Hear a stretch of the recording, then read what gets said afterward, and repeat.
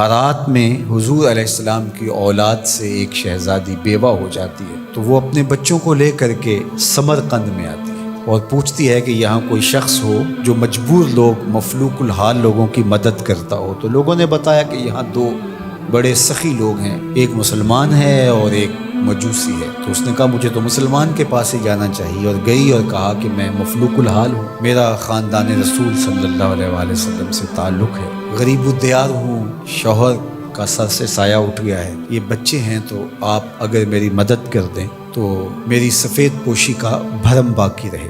تو اس نے کہا کہ بہت سارے لوگ آتے ہیں اور اس طرح کی باتیں کرتے ہیں، تم بتا سکتی ہو کہ تمہارے پاس کیا ثبوت ہے خاندان رسول سے ہونے کا؟ اس نے کہا میں مفلوک الحال ہوں، بچوں کو لے کر کے ہرات سے یہاں پہنچی ہوں، تو میں شجرہ تو ساتھ نہیں لیے پھر رہی، بس میری بات پہ اعتبار کر لیا جائے۔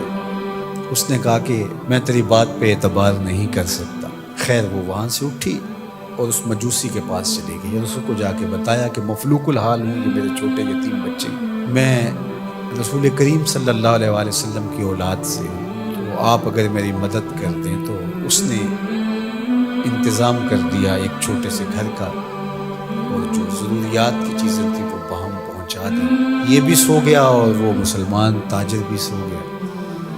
ابن جوزی لکھتے ہیں کہ جب رات ہوئی تو اس مسلمان تاجر نے، سخی نے، خواب میں جنت کے منظر کو دیکھا کہ یہ خوبصورت محل ہے جس کے پاس حضور نبی رحمت صلی اللہ علیہ وآلہ وسلم کھڑے ہیں۔ تو یہ آگے شوق سے بھرا اور کہا حضور یہ محل اگر آپ مجھے عطا کر دیں۔ تو فرمایا یہ ایک مسلمان کا ہے۔ تو کہا میں بھی تو مسلمان ہوں۔ فرمایا تیرے مسلمان ہونے کا ثبوت کیا ہے؟ آنکھیں کھل گئیں، ماضی کا سارا قصہ ذہن میں تازہ ہو گیا، اور وہ جو لفظ کہے تھے کہ تیرے سیدہ ہونے کا ثبوت کیا ہے، وہ لفظ احساس پہ ہتھوڑے برسانے لگے اور نکال دیا گیا دربار رسالت سے۔ صبح ہوئی تو ڈھونڈتا پھرتا ہے کہ کل یہاں کوئی سید زادی اپنے بچوں کو لے کر کے آئی تھی، کسی کو پتہ ہو تو لوگوں نے بتایا کہ وہ فلاں مجوسی ساہوکار اور سخی جو ہے اس کے پاس ہے۔ تو وہ گیا اور دروازہ کھٹکھٹایا اور قدرے غسیلے انداز میں کہنے لگا کہ ہمارے نبی کی بیٹی ہے اور آپ کو حق نہیں پہنچتا ہے، ان کی خدمت ہمارا ہی حق ہے، بلکہ کہا 300 دینار لے لو اور جلدی کرو ہمارے سپرد کر دو۔ تو اس نے مسکرا کے دیکھا، کہا کہ میں نے تو انڈٹھا سودا کیا تھا، اب تو منظر دیکھ چکا ہوں، جہاں رات آپ کو دھکے دے کر نکالا گیا وہاں مجھے وعدہ دیا گیا کہ تو نے میری بیٹی کی خدمت کی ہے، تجھے اور تیری نسل کو جنت کی ضمانت دی جاتی، اور میں تو حضور کے ہاتھ پہ کلمہ پڑھ کے اسلام قبول کر چکا ہوں۔ اللہ اکبر۔ نسبت رسول کا احترام، محض نسبت رسول، عمل تو بعد میں آتے ہیں۔ اللہ اکبر۔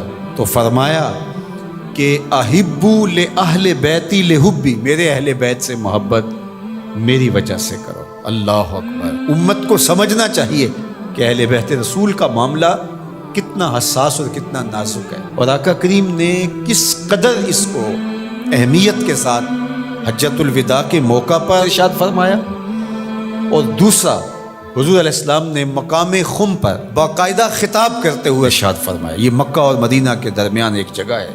الا ایھا الناس، اے لوگو، انما انا بشر یوشک ان یاتی رسول ربی فاجیب، فرمایا کہ میں بشر ہوں، موت کا فرشتہ پیغام لے کر میرے پاس بھی آئے گا اور میں رب کے بلاوے پر حاضر ہو جاؤں گا۔ وانا تارک فیکم ثقلین، لیکن تمہیں تنہا اور لاوارث نہیں چھوڑ کے جا رہا، تمہارے اندر دو بھاری چیزیں چھوڑ کے جا رہا، جس کو میرے حضور بھی بھاری کہیں وہ کتنی بھاری ہو۔ اولہما کتاب اللہ، ان میں سے پہلی چیز کتاب اللہ، اللہ کی کتاب، فیہ الہدی والنور فخذوا بکتاب اللہ واستمسکوا بہ، اس میں ہدایت ہے، اس میں روشنی ہے، بس اللہ کی کتاب کو مضبوطی سے پکڑ لو اور اس کے ساتھ تمسک اختیار کر لو، جڑ جاؤ اس کے ساتھ، لپٹ جاؤ، چمٹ جاؤ اس کتاب کے ساتھ، اپنا ربط کبھی بھی قرآن سے ٹوٹنے نہ دینا، قرآن کے ساتھ اپنے تعلق باطن کو کبھی کمزور نہ ہونے دینا، اس کی تلاوت دن کے اجالوں میں رات کی تنہائیوں میں تمہارا معمول حیات ہے۔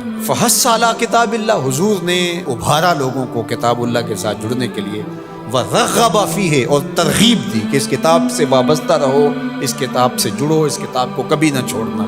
ثم قال، پھر ارشاد فرمایا، وَأَهْلُ بَيْتِ، اور میرے اہل بیت، اذکرکم اللہ فی اہل بیتی، اذکرکم اللہ فی اہل بیتی، اذکرکم اللہ فی اہل بیتی، 3 مرتبہ فرمایا میں تمہیں اپنے اہل بیت کے بارے میں اللہ سے ڈراتا ہوں، تذکیر کرتا ہوں، نصیحت کرتا ہوں کہ میرے اہل بیت کے معاملے میں کوتاہی نہ کرنا۔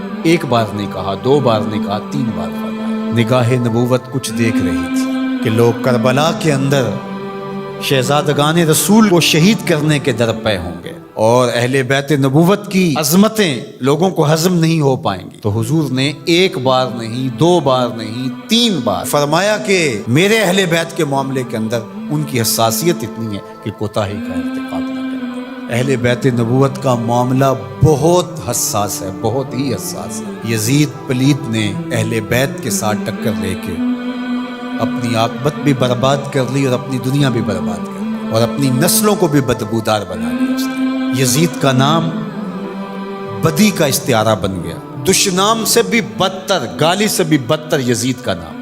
حضرت امام حسین رضی اللہ تعالیٰ عنہ حق کا استعارہ بن کے ابھرے، اور قیامت تک ان کا نام زندہ، روشن، سرخرو، کامیاب اور بامراد رہے گا۔ رہتی دنیا تک حسین کے نام کا جھنڈا اونچا ہی رہے گا۔ اہل بیت کے لیے دلوں میں محبت جو موجزن نہیں رکھتا سینے میں، اس کے سینے میں پتھر رکھا ہوا ہے، اس کے سینے میں کسی مومن کا دل نہیں رکھا ہوا۔ یہ پیاز تو ہر وقت سلگتا ہے، لیکن جو ہی محرم کے ایام آتے ہیں تو پھر خوشبوئیں پھیلنا شروع ہو جاتی ہیں، اور ان کے لیے دل میں جو جذبات پیدا ہوتے ہیں، اللہ اکبر، ہماری 1000 جانیں تصدق ان کے قدموں سے لپٹی ہوئی خاک پر۔ دین کے جھنڈے کو جس طرح انہوں نے اونچا رکھا، سرخرو اور سر بلند کیا، قیامت تک یہ امت خراج پیش کرتی رہے گی، اور محبتوں کے نذرانے ان کی چوکھٹ پر پیش کرتی رہے گی۔